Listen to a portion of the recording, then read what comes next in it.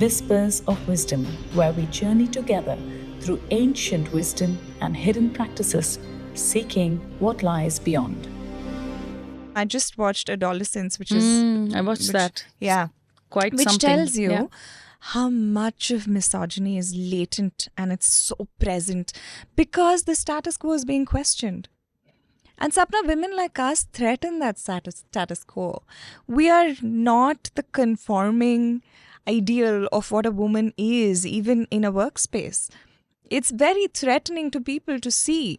And I say this a lot in a lot of my conversations. I've had instances where in offsites I've danced on the table and the next morning we have the board meeting at the same table.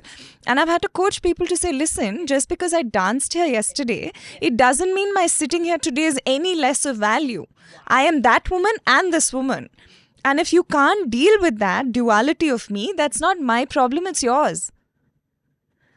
Yeah, there is a certain expectation of how a leader will show up in those spaces. Yeah, I and mean, how you know. composed you need to be, how you can't let go a bit. And the judgment that women themselves carry about other women. Like, I've had some of my most amazing leadership journeys with the one other woman. Like the last 3 roles that I've been in, there's just been one other woman in leadership, and we've always been the best of friends. And we see the world from that lens. So when you resource in each other, the sisterhood can be so powerful. It can be so incredible. But very often, it's so much judgment that comes from women themselves. And that's the other thing I try and address. If there's something about me that's triggering you, that means it's a projection of what I am that you'd like to be that you're not able to access. I'm like, sit with that. If you dislike me, I've been told this. The first time I met you, I really disliked you. You were really giving me the vibes that I felt like. And then How do you deal with that when people say that to you? when I ask them, what about it? What about it? With such a sweet upset you? voice Yeah. and with so much compassion in your Yeah, eyes. because I know where it's coming from. I know because there's such deep empathy that I feel because I know that she wants to access that power. And she's unable to unlock it for herself. Wow. And I feel that's the catalyst that I'm playing, the role of. So you're saying if somebody's triggering you, and especially if it's a woman, then Yeah. ask yourself, what is that within About her. yourself Yeah. that you haven't met? If you haven't met within yourself that part of you, then you will see that as You're a threat. uncomfortable. You're uncomfortable in the presence of something that you want to be, but you have never chosen to be because of something inside you that's stopping you from accessing that. Yeah. I know you're always amplifying voices of other women in the room. I also know that you're taking names of women in a room full of opportunities even when they're not present. Yeah. Yeah. How can we give this as a gift to other women? What do they need to, what insecurity needs to go away? Because there's always a fear, am I sharing too much? What about this opportunity can be mine? I call it the infinity loop. Okay? So I believe that paying it forward is an infinity loop. Okay. Wherever you start, it's a cycle. Okay? There is no business that will not do well when you talk about it. There is no person that will not do well when you talk about them by diminishing you. Often the fear is, what if my business gets taken away? Or what if my access gets taken? That is never a possibility in a world where you can collaborate today. Why do we choose to compete? You're saying there's enough and more for everybody to take whatever they want. Yeah. Like Gandhi's quote, which is one of the few that I use frequently, there's enough for every man's need. There's not enough for one man's greed. And so if you go towards that philosophy of life, the infinity loop is a loop that's beautiful because you pay it forward, it comes back. You pay it forward, it comes back. That cycle just explodes. And that's the best way to pay it forward, right? Like, I was thinking now that Women's History Month is over, I want to launch this next year of me featuring women entrepreneurs on my social media. Like, I want to launch, like, I've done this before 2 years ago. I did an entire series of women entrepreneurial brands that I would post every day, 10 brands on my stories so people would know. So I would curate them. And I don't charge women-owned brands, Right. you know? Yes. I I've do seen that in many posts of yours. I have the luxury of doing that. Let me say that. A lot of influencers, this is their bread and butter. Yes. Yeah. But for me, I believe that, I want to champion women. And I believe that if somebody can be given access to a space that they didn't have before, it's the best thing to do, because you're not going to be able to deliver that. If they can, there is a business opportunity. And I always love connecting people. So I find that it's a beautiful infinity loop, because it comes back in so many different ways. You're in an industry, women in technology, in tech space, where there is still that parity exists between how many women in tech and a lot more men. What's the uncomfortable truth why there aren't many women in technology? So I think right now the numbers are at around 34% in the early career. When it goes up to the CEO levels, it's about 5%. So that's the drop, okay? So 34% is already a low number. Yeah. When you think of the world and the tech that's being built for the world. And then as you scale up, you see that diminishing nicely and gradually. Now, I think one of the biggest detriments to a woman's career, irrespective of whether it's tech or non-tech, is the expectations that are of her even before she takes on the role. Even before she gets married, there is an expectation of what needs to happen, which she has already put on herself, her family has put on herself. Forget the family that's going to come in later, right? So first is that we've built our girl children to dream about weddings in saris and white gowns instead of celebrating their first paycheck. Right? Imagine if we threw a shower for every first paycheck or every entrepreneurial venture instead of baby showers. And do the baby showers. Yeah. But what if we celebrated really women's careers, which we don't as a society, as media? Look at the roles of women around the world, right? It's not different. Like I have colleagues all the way across in other parts of the world who are going through more or less the same role of being the caregivers for either their children or for the elderly in their homes. Yes. And that entire pressure of the mental load, the physical load, the labor is so heavily on the woman. I heard something that triggered me a lot. In an interview, the interviewer said, this role involves a lot of travel. Can you check with your husband and get back to me? Like, I hate the word I love. I hate the word love. I'm like, who? As adults, nobody needs to love us. Give yourself the allowance. And stop putting people on pedestals because they allow you to do something. I'm sorry, but that's the most basic framework that needs to change. Yeah. No, also the other sentence that triggers me a lot is beauty with brains. I just cannot take it. Yeah. Do you have some like that? Oh, yeah. I remember I was at a wedding once, and one auntie called me and she said, "Tu na black beauty hai. Tu kali hai, lekin bahut sundar hai." So I'm like, oh, cringe. You know, the number of times I've cringed for statements like this, if they're either to me, directed to me, or to my circle of people, it's there. It's even today around us. And that's the uphill climb that we have, to really not let it impact us in a way that it changes. But I guess we also have to choose the battles, right? Do we want to stand and correct all of them? No.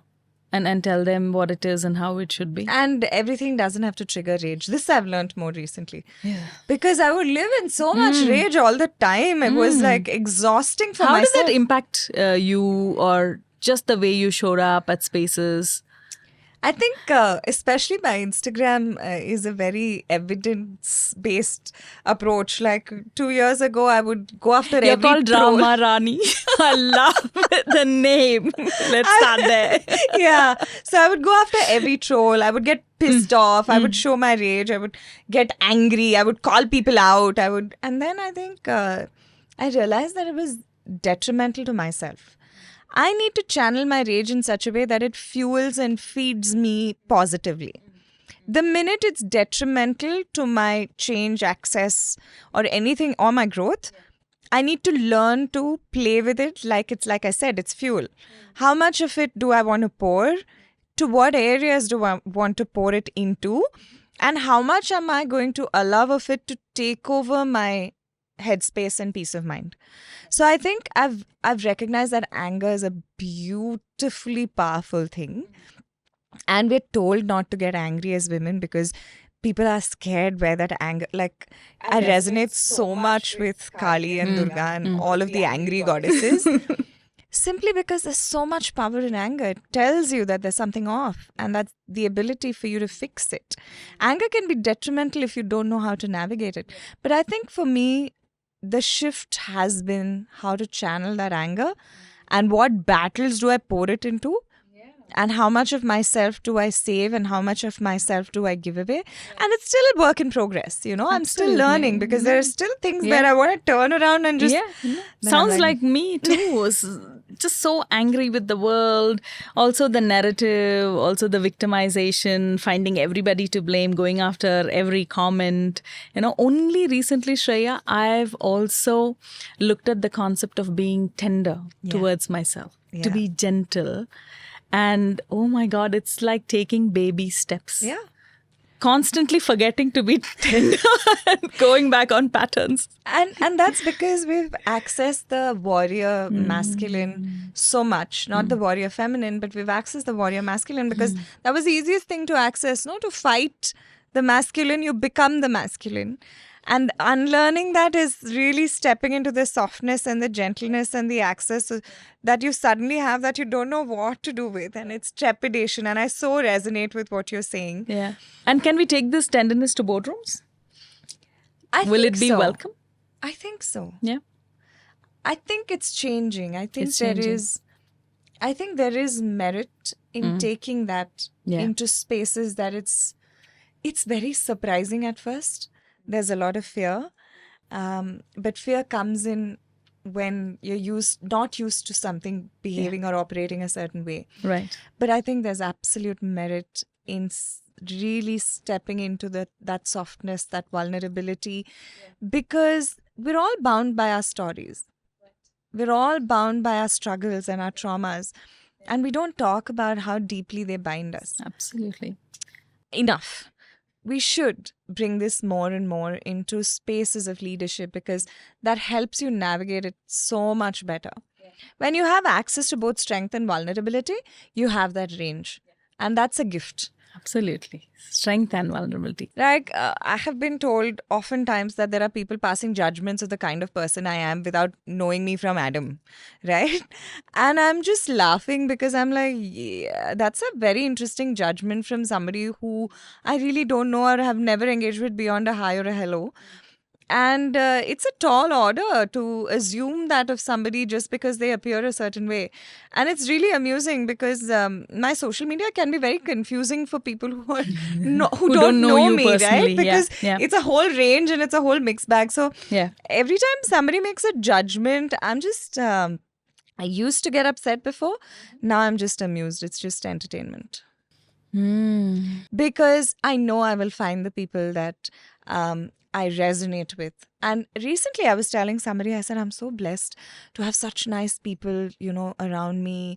I have incredible homes in every part of the world that'll open up their homes, their hearts, and just welcome me in. And I said, I'm so grateful.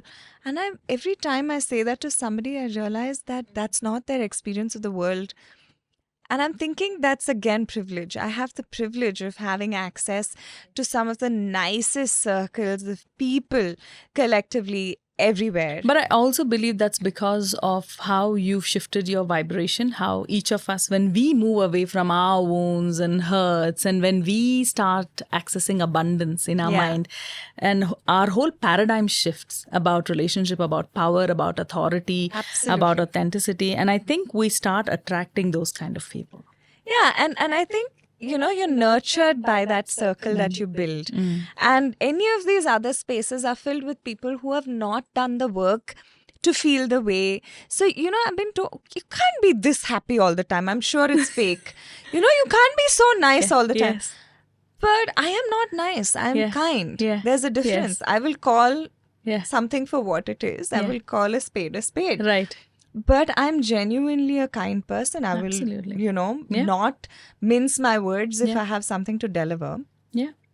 And I'm still learning how the world perceives me because I think I never gave it enough attention even when I was growing up because I was like, yeah, whatever, let them think whatever, I had almost a very I don't care. Yeah. So what's the mindset that you abandoned? Something that you had maybe 10 years ago, and then you have looked at it and you said, that's crap. It doesn't serve me anymore. I think only accessing my masculine. Only accessing your masculine, and now you feel like I feel like I've opened up. I don't think I'm at balance just yet, but at more of the least I feminine. have a range now which I didn't have before. I was so buried in the power of my masculine, and I was navigating the world like that. And 10 years ago, that was me. So paint me a picture about how a woman will show up when she's accessing only her masculine, like you said, because for you it's a lived experience. Yeah. So I think I was exhausted because I was not resting. It was about, okay, who do we prove wrong? What do we do to make sure that we get ahead of this? It was a lot of math and strategy and thinking, and it was all about, okay, let's navigate it like this. Let's do this. Let's call people out. Let's be angry. Let's show the world, right? I like how you immediately went back to that place. Yeah, it's so easy, no? It's like I can access. I'm like, oh, I love it. Like the raging, my shoulders open up when I think of that person that I was, and I know my softening has been a very gentle process. It was not like a quick shift. Yeah, not overnight. It was not overnight. Yeah. So it has taken a lot of time, and that's why the masculine is still so easy to act. It's like right on standby, You've been there, you practiced. How do you speak to that masculine who's always ready to step in and on standby? I'm like, wait. Chill. Wait, I've got this. Okay. Good. To get the inner masculine to trust the inner feminine when for so long the masculine has taken control is so much a reflection of the world we live in as well, right? The masculine loves a damsel in distress, right? So it was the same with my inner masculine. Oh, the minute there is some sign of it, my inner masculine is like, oh, damsel in distress, I have arrived, let me solve this for you. Right? So, and I recognize how deeply similar that is to the experience of men that I have in the outer world as well. Because the minute there is a woman in distress, it's an opportunity they feel to knight in shining armor kind of a situation. And I have learned that so much with my own inner masculine to say that, calm down, I've got this. You don't have to step in for me. I will call you if I need you. I do need to access the strategic bits, and there are parts of it, but I need to make that choice. It can't be unconscious. So I think the transition has been from being unconsciously there to now accessing it in the consciousness by saying, okay, this is my range and this is what I need in this moment and this is what I'm going to reach out for, is such a different way of, engaging with it. And I think that's been my learning through the transition. Even the way I engage with my anger, all of it has transformed so much because now I know that I have this choice. So will it come with age or will it come with awareness? I mean, like, I know a lot of people are listening to this, they're like, but look at them. They're also matured, been through life so much. Like, if I want to make like a quick, like a boot camp transition into that. I think it really comes with awareness. I'm guessing that if I had done the same things that I have done in the last 5 years when I was in my 20s, I'd have probably been at the same place back in my 20s. Yeah. I think it's about access. And I think today the world gives you access, right? You have access to so much learning. Your algorithms are telling you what to learn. I keep saying break the algorithm. Find things that you would not learn otherwise. Go seek things that you would never, ever have dreamt of. Find research, resources, all of these things from different people who will tell you, like, what shows that are vastly different. Give yourself range. And when you give yourself range, you have choice. And when you give yourself choice, you know what behaviors you want to model. You know what kind of ways you want to show up in situations.